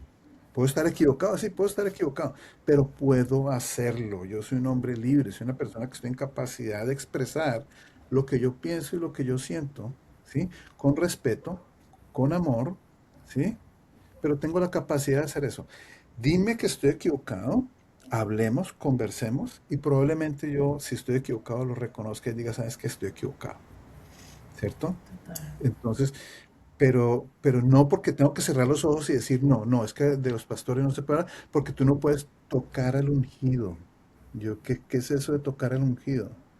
Sí, explíqueme ahora porque me conozco todas las prédicas de tocar al ungido, me conozco todas las prédicas de David y de todo lo que hizo David y me conozco todo eso me lo sé. Todo eso me lo sé. Yo me sé la historia del hijo pródigo y cómo se usa para manipular. Me conozco la historia de David y cómo se usa para manipular. Conozco todas las historias de la Biblia usada, la de Pablo, la de los apóstoles, la de Lázaro. Me conozco todas las historias. Por 25 años las estudié y las prediqué. ¿Sí? Entonces yo me conozco todas las historias y cuál es el trasfondo de manipulación que hay en cada una de ellas. Alguien hace poco se molestó conmigo en una reunión porque estaba hablando de eso y yo trato de no hablar, pero pues si me buscan la lengua hablo, ¿sí? Y entonces le dije, mira, a mí me parece que lo peor, no hay un peor amigo que Jesús en haber resucitado a Lázaro. Sí, ¿cómo así, Willy? ¿Cómo se te ocurre decir que ese es un milagro espectacular? Le dije, a mí no me parece. A mí me parece lo peor. O sea, si yo fuera verdadero amigo de Lázaro, jamás lo hubiera resucitado. Porque el tipo estaba muy enfermo. Y dentro de mi creencia cristiana se supone que él se fue para el cielo. Y en el cielo ya no hay más enfermedades, ya no hay más dolor, ya no hay más sufrimiento. Y llevo 4 días allá en mi mansión que Dios me dio en el cielo, con calles de oro, sin enfermedades, con un cuerpo completamente sano. Y este tipo me resucita otra vez a enfermarme. ¿Qué clase de amigo es ese? ¿Sí? ¿Qué clase de amigo es el que me trae otra vez a que yo me enferme y a que vuelva a morir? Porque de todas maneras voy a morir otra vez. ¿Sí? O sea, eso no es nada, eso yo no le veo nada bonito a eso. ¿Sí? No lo había pensado así, es bien interesante y qué chévere poderlo tener, ¿no? Y lo que decíamos, poder hablar de este tipo de cosas sin que, no, estás hablando de Jesús. Ay, no, qué Sí, pena. Sí. terrible. O, por ejemplo, ahorita que decías de los ungidos, de lo que más recibo yo es que yo cuento historias que me mandan de abusos que han pasado en las iglesias y abusos que hasta son delitos. Y muchos me dicen, pero ¿cómo te atreves a hablar de los ungidos del Señor? Y yo a veces digo, a mí me preocupa mucho más que la persona se sienta así terrible porque estoy hablando de eso y no por el abuso que pasó, ¿no? Y me acuerdo que algunos me han escrito por interno, te van a pasar muchas cosas malas por eso. Y yo le he dicho, me pueden No, pasar sí. cosas malas porque al ser humano le puede pasar las cosas malas, pero qué horrible tener que tener en la cabeza tal abuso que uno no se da cuenta que está realmente defendiendo a sus abusadores y llegar a decir una cosa de que si yo salgo a hablar de un abuso que pasó, entonces me va a pasar algo malo es a mí. Yo no sé si Ujú. a su Jesús o la creencia que ellos tienen Yo no sé a qué tipo de Jesús se supone que ellos seguían si ven a alguien o un Dios que esté feliz con decir, se pueden hacer abusos si son los ungidos del Señor, ¿no? César. Hay una cosa que es importante y que me gustaría decir, ¿no? Y es cuando yo escucho a todas esas personas, algunos de ellos que fueron mis amigos, y los veo en las redes sociales diciendo cosas que yo digo, wow, sí, con una ceguera con respecto a la realidad, una ceguera, un desprendimiento total de la realidad. A mí me duele. Yo siento un dolor profundo por ellos. Primero porque yo estudié ahí y segundo porque sé que están siendo manipulados. Hay una persona allá arriba en esa iglesia que sí está bien con los pies sobre la tierra, haciendo dinero, haciendo negocios, construyendo cosas para él. Y esos son intocables. Porque tú no puedes hablar de César Castellanos, tú no puedes hablar de Andrés Corson, tú no puedes hablar de Rodríguez, tú no puedes hablar son intocables. ¿Sí? Y estas personas, que inclusive fueron mis amigos, se molestarán y se molestaban si yo hablaba mal de alguno de ellos. Se ponían furiosos conmigo. Han creado toda, y eso es lo que determina que eso definitivamente es una secta, ¿cierto? Cuando son capaces de matar y de morir por su líder. Eso fue lo que pasó en Alemania en los años 30 y 40, ¿sí? Entonces, el, pero yo tengo que reconocer y me tengo que hacer ese ejercicio constante de sentir compasión por ellos, porque es exactamente lo que dice la Biblia, porque no saben lo que hacen y no saben lo que dicen, ¿sí? Y a mí me duele ver a los que fueron mis amigos, a los que yo consideré mis amigos, verlos ahí encerrados en una cosa que no se permite ni se dan la libertad de leer algo diferente, de pensar algo diferente, de tener una mente un poco más abierta. A veces me preguntan, Willy, ¿te puedo hacer una pregunta? Yo, depende. ¿Estás preparado para la respuesta? ¿Estás en capacidad de darme una opinión diferente y no te vas a molestar para nada? ¿Sí? Porque si te vas a molestar con lo que yo voy a decir, mejor no hablemos de esto. ¿Sí? Porque no quiero, pues ese no es el propósito. Ahora, si existe la capacidad de hablar, de tener lo que se llama dialéctica, tener la capacidad de intercambiar ideas. Venga, a ver, ¿cómo piensas tú? Lo que te conté que me pasó con este señor japonés que conocí hace, no sé, 3, 4 semanas, y, y de pronto empezamos a hablar, duramos como 4 horas hablando, ¿sí? Pero él me preguntaba y yo le preguntaba, y él me decía esto, yo le decía aquello, y él me decía, "Ah, ok, esto, ta, ta". Muy diferente. Él no me estaba convirtiendo al budismo, ni yo lo estaba convirtiendo a cualquiera de lo que yo esté creyendo en este momento. Estábamos intercambiando ideas. Y él me decía, wow, eso es valiosísimo. Y yo le decía, wow, eso es valiosísimo lo que usted me está diciendo. ¿Sí? Y fue una reunión tremendamente buena. Cuando nos despedimos, él terminó diciendo, tenemos que volverlo a hacer, Willy. Porque es que la mayoría de las cenas que nosotros tenemos es para hablar de cosas sin importancia, ¿sí? Tenemos que volverlo a hacer y sí, efectivamente, 2 semanas después nos llamaron y nos invitaron a otra cena, ¿sí?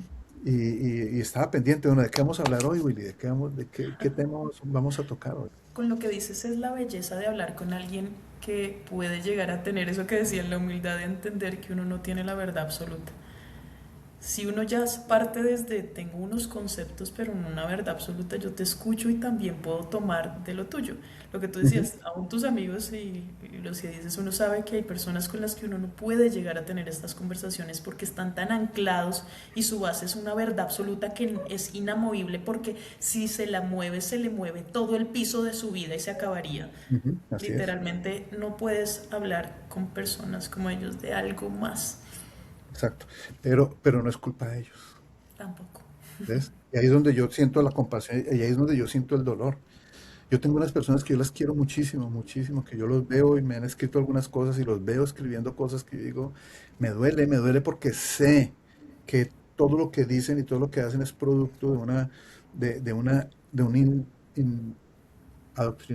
indoctrinamiento, no sé cómo se dice, ¿sí? Adoctrinamiento desde pequeños, claro. Adoctrinamiento. Te digo yo, no son ellos, no son ellos, yo sé que son gente buena, yo sé que son gente por eso, una de las cosas importantes es que muy probablemente hay personas sintiéndose mal que están yendo a la iglesia y no saben cómo salir de ahí. Hay personas que, como hay personas que están mal en un matrimonio y no saben cómo salir de ahí. Hay personas que están mal en un trabajo y no saben cómo salir de ahí, ¿cierto? Y es porque eh, este tipo de cosas hay lo que yo llamo un entramado tan fuerte que romperlo es difícil. Y romperlo hay que pasar por un dolor muy grande. Lo digo por experiencia, ¿sí? Pero también después hay una paz y una tranquilidad tremenda. La seguridad de que de pronto yo no sé mucho, porque es que antes lo sabía todo. Cuando yo pertenecía a la iglesia, yo lo sabía absolutamente todo. Hoy en día digo, no hay cosas que yo no sé. Yo tuve que aprender de muchas cosas, ¿sí? Tuve que aprender acerca del machismo y reconocer que el machismo existe primero, que existe en mí. Y tuve que trabajar en mi machismo y lo trabajo a diario. Tuve que aprender a distinguir cuáles de mis comportamientos, mis palabras, mis expresiones estaban asociadas al machismo, ¿sí? Aunque yo decía que no era machista, sí lo era. Racismo, cuántas cosas que yo decía y hacía, o pensaba, o sentía, que estaban asociadas con un racismo impregnado que yo tenía y que he tenido que trabajar, que he tenido que leer y que he tenido que estudiar y que hoy en día identifico con claridad y no permito conversaciones machistas en una conversación conmigo, no permito conversaciones racistas en una conversación conmigo, no permito conversaciones homofóbicas en un sitio donde yo estoy, no permito discriminación de ningún tipo hacia las mujeres o hacia niños o hacia jóvenes o hacia nadie en una conversación o en un sitio en donde yo esté, no lo permito. Y soy muy Qué bueno. apasionado en eso, ¿sí? Qué bueno, sabiendo toda esta parte y viendo todo esto de desaprender y el recorrido que llevas. Y también esa parte tan bonita de decir, ellos no saben lo que hacen, entonces pues a la Ujú. final, pues digamos que tampoco lo vemos, vemos como, como unos victimarios 100%. El que obviamente Ujú. sí sabe y lo hace por negocio, obviamente es un Ese sí. victimario, pues totalmente diferente. ¿Qué le podrías decir ya para ir concluyendo como a estas personas, como tú dices, que están sufriendo y que no han podido salir de la iglesia o que no entienden y digamos que sin adornarlo por lo que tú mismo dices de esto no va a ser un camino fácil, no lo va a ser, pero después de un tiempo va a ser algo que creo que ninguno de los que hemos pasado por ahí cambiamos. ¿Qué les dirías? Sí. Mira, eh, hay un aspecto que me he dado cuenta de algunas de las personas que han salido de la iglesia, inclusive lo he visto en algunos de los testimonios, si se quiere llamar así, o de las historias que te han mandado. Dicen, no, no, no, yo me pasó esto en la iglesia, entonces me fui para otra iglesia, ¿sí? Yo digo, Mucho. no, esa no es la solución, o sea, el problema es mucho más de fondo. Yo tengo que aprender a identificar. Yo trabajé muchos años con personas en adicciones y, eh, por ejemplo, habían mujeres que sus esposos eran alcohólicos, por ejemplo, y durante muchos años fueron alcohólicos desde antes de conocerse. Se casaron sabiendo que eran alcohólicos. Duraron 15 años casados con un alcohólico. El tipo todos los fines de semana o 10 veces por semana tomaba. Las golpeaban, las maltrataban, las abusaban emocionalmente, físicamente, financieramente, y ellas seguían ahí. Y en esas conversaciones, cuando yo tenía conversaciones, por ejemplo, con los esposos y lograban de alguna manera, por así fuera temporalmente, dejar de consumir lo que fuera, alcohol o drogas o juegos o lo que fuera su adicción, empezaban ellos a tener un cambio. Y las esposas me decían, bueno, yo le decía, cómo van las cosas? Me decía mal. Yo, ¿por qué? Dice, él no ha vuelto a llegar tarde a la casa. Él no me ha vuelto a insultar, no me ha vuelto a pegar, él ya no me ama. ¿Sí? Ok. En esta relación con la iglesia, que es una relación abusiva, ¿sí? Pasa exactamente lo mismo. Por eso las personas que son abusadas en una iglesia se van para otra iglesia pensando que en la otra no va a pasar, ¿cierto? O la persona que se divorcia de un adicto y se casa con otro adicto, ¿sí? O en una relación donde los comportamientos adictos están ahí. ¿Por qué? Porque yo no he sanado completamente.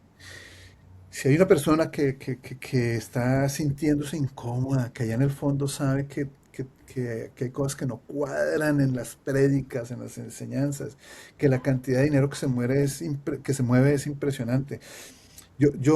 A mí no me daría miedo, mira, voy a echar para atrás, me voy a arrepentir de algo que te dije.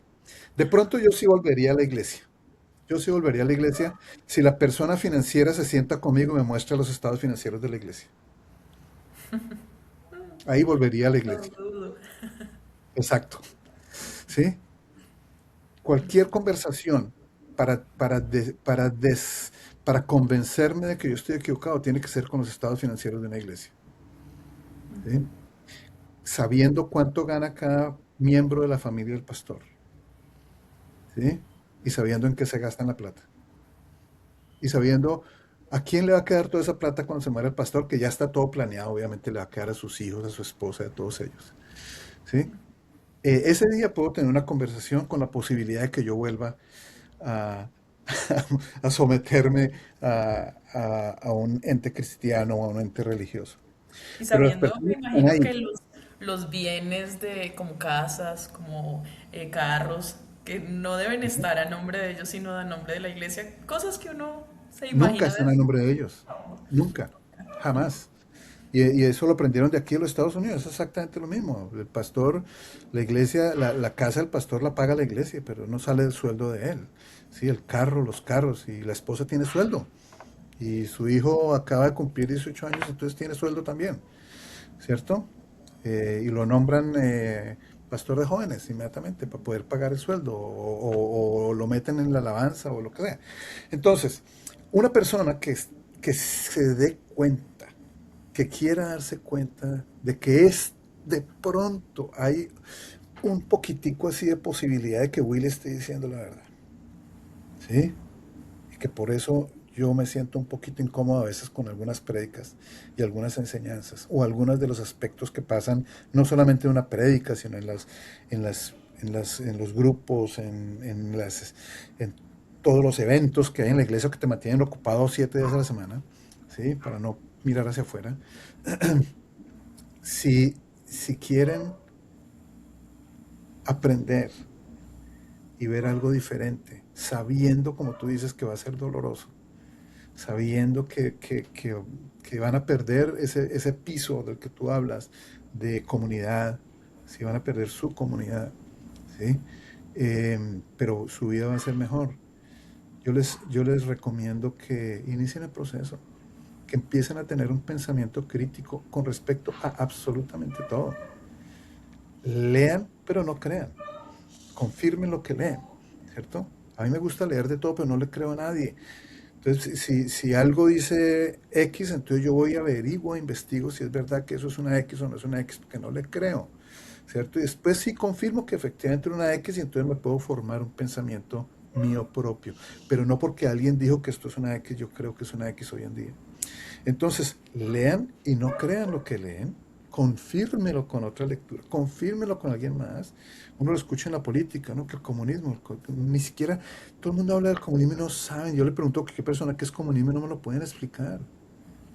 No me pueden explicar qué es comunismo. Dígame, nómbrenme un país comunista y me nombran países que no son comunistas porque no existe.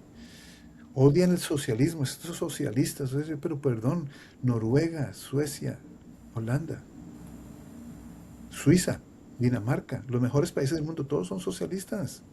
No entiendo. Ahí dice, pero usted vive en Estados Unidos y es de izquierda, que no sé qué quiera decir de izquierda, pero digo yo, pues, pues es que en Estados Unidos la educación es gratis. Estados Unidos la educación es socialista, es gratis. Y la salud es carísima y es imposible y es un sistema horroroso como el que trataron de montar, el que han montado en Colombia, porque aquí todo es carísimo. Sí, pero aún así es socialista, es obligatorio para un hospital o un médico tratarme, es obligatorio. Eso es socialista. O sea, no entiendo. Los buses de los colegios de los niños aquí en los Estados Unidos son gratis. Y cuando llegan yo trabajo con el sistema educativo en San Diego, ¿sí?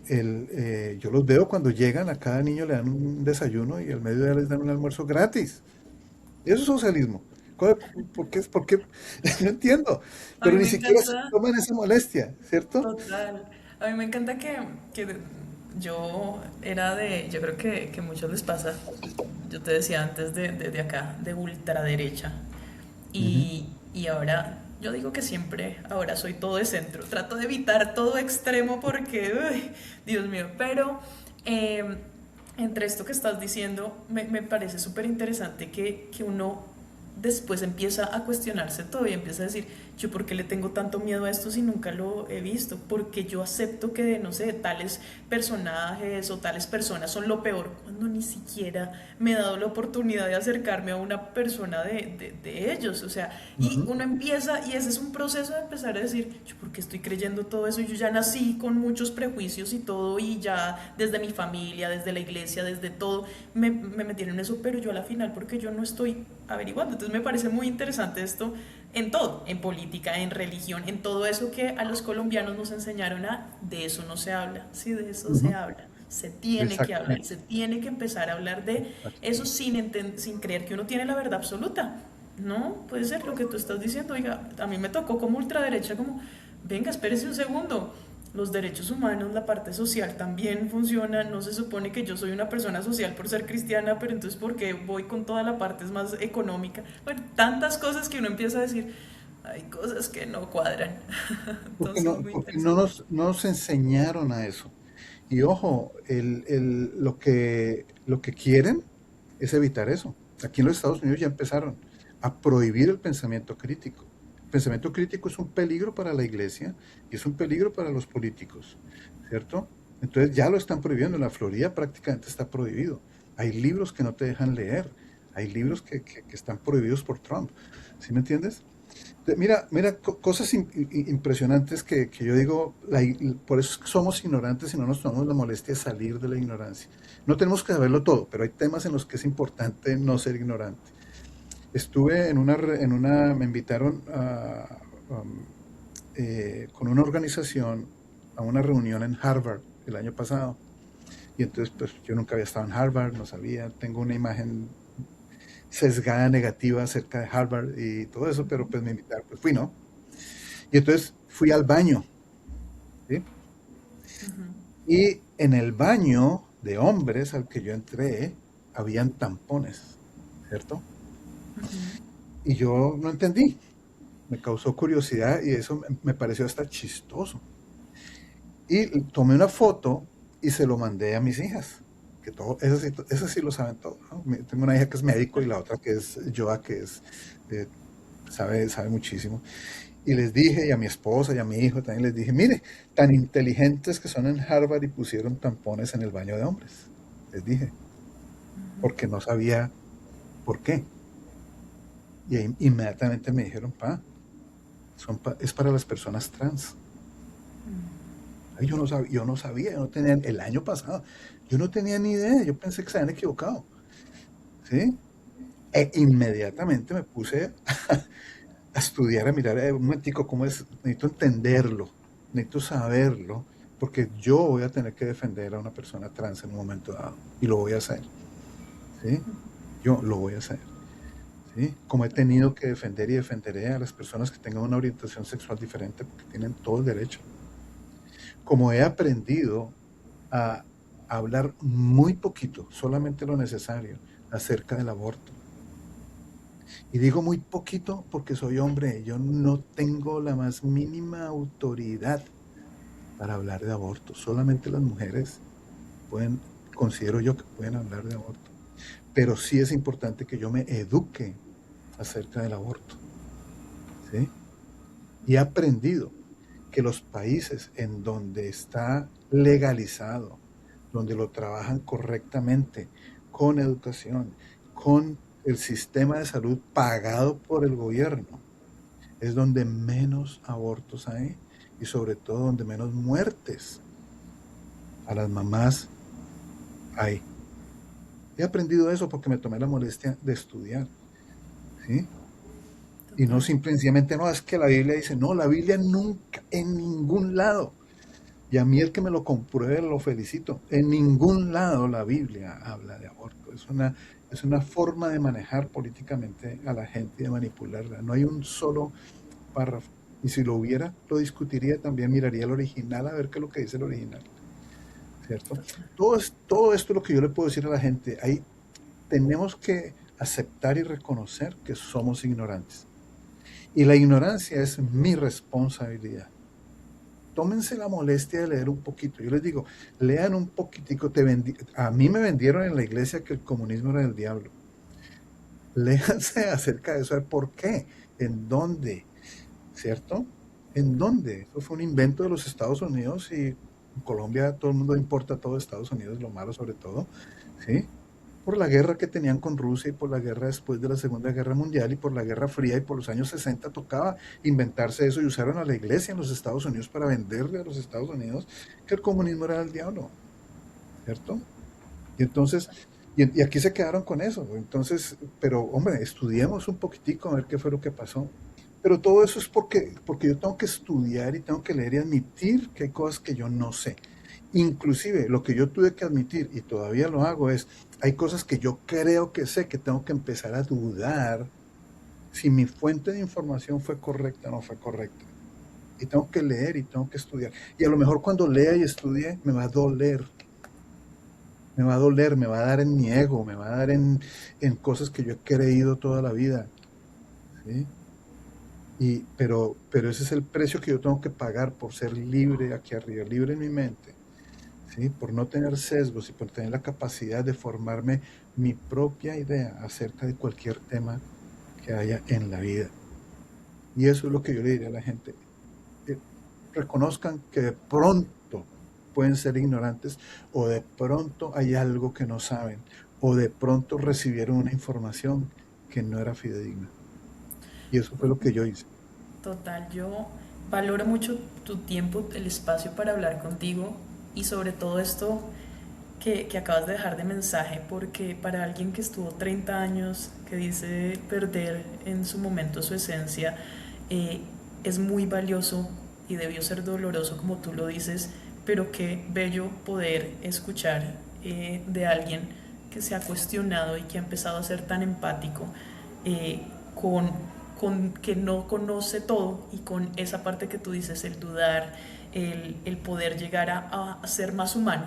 Yo creo que eso es lo que hace una persona valiente, de saber que eso, yo hablaba hace poco con mi psicóloga, también creo que la terapia, no la terapia cristiana, porque también le ponen disque terapia cristiana, no, la terapia real, ella me decía, no hay algo más importante que una persona pueda tener conciencia, ser consciente de cada cosa. Eso hace que la gente cambie. Más hablábamos de personas malas y me decía, las personas ya demasiado que han estado con tanta maldad no pueden llegar ni siquiera a ser conscientes que son victimarios reales.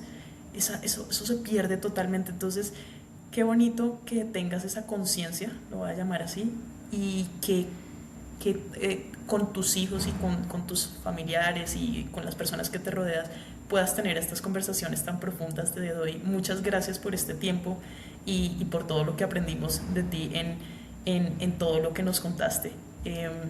Muchas gracias por el tiempo. No, no, no, no. Gracias a ti y cualquier cosa en la que yo pueda ayudar para que la gente sea realmente libre. eh, yo sí creo en una frase que me enseñaron en la iglesia y es que la verdad nos hace libres. Lo que pasa es que no es la verdad que ellos dicen, es otra verdad, es la verdad, verdad, ¿cierto? Yo hablo más de la realidad, de tener los pies sobre la tierra. Cuando yo miro allá en el video en tu espalda, veo luz del sol, yo digo es de día. Yo no tengo por qué mentirme y pensar que no es de día. Yo tengo que aceptar la realidad. Y la realidad muchas veces no es agradable, pero es la realidad. La realidad no es lo que dice un pastor, no es lo que dice una iglesia, no es lo que dice una doctrina. La realidad no es lo que dice la Biblia como la conocemos, tampoco es la realidad. Sí, yo sé que esto va a doler muchísimo, pero esa no es la realidad. La realidad es un ejercicio fuertísimo que yo tengo que hacer constantemente para entender lo que está pasando hoy. Hoy en día estamos viviendo esto y estamos viviendo aquello. Estamos viviendo unos tiempos difíciles, dificilísimos, con personas como Trump, o como este tipo de la Espriella, o como este tipo Uribe, o como Milei, o como estamos viendo unos momentos difíciles para la gente, no para ellos. Ellos están bien, ellos están súper bien. Lo mismo que las iglesias, los pastores están súper bien. Es la gente la que sufre. La gente que yo he conocido en comunidades, que he conocido en comunidades en Colombia, que he conocido en comunidades en México, que he conocido en comunidades en los Estados Unidos, donde veo la pobreza de una manera impresionante, que la gente piensa que esto todo es riqueza, que hay una pobreza tremenda y les importa un comino la pobreza. Es más importante ir a matar gente del Medio Oriente que, que atender a la gente que está pasando aquí por situaciones difíciles. Entonces, por eso yo le digo a la gente, duden de lo que creen, porque lo escucharon, pero no lo verificaron. Creyeron en alguien, pero no necesariamente había una agenda detrás de ese discurso. Entonces, yo te doy gracias a ti por darme la oportunidad de contar un poquitico mi historia, pero sobre todo, y lo más importante, y te lo dije antes, es si hay personas que se identifican con la posibilidad de ver algo diferente, eh, pueden, pueden, pueden salvar sus vidas, inclusive las vidas de sus hijos, ¿sí? Porque la forma en que se adoctrinan a los hijos es doloroso, es más doloroso inclusive que los adultos. Entonces, William, gracias a ti. muchas gracias. Lo valoro mucho. Ok, Ok, que estés muy bueno, bien. muy bien.